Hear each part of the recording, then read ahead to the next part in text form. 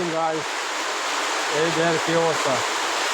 আমরা লেবার মানুষ, আমরা লেবার এই হিসেবে তারা দেখে মানুষ হিসেবে দেখে। এই দেখেন কী পরিস্থিতি। এই যে মশলা জায়গাটা মোটামুটি একটু উঁচা আছে, যেখানে আমরা কাজ করবো।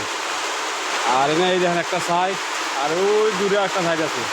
দুইটা মালিক, তার অবস্থায় আমাদের সাহায্য সহযোগিতা করার মতন কোনো লোক এগিয়ে আসে নাই। এই দেখেন আমরা এই পানির ভিতরে কাজ করতে হয়। এখানে আমরা থাকা জায়গাটা কী অবস্থা, ঘুমাই মিলে এই পরিস্থিতি নেই। এই দেখেন পরিস্থিতি।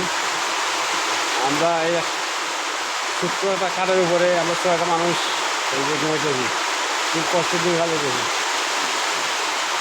এই দেখেন সিমেন্ট বন্ধ যাতে নষ্ট হয়ে যায়।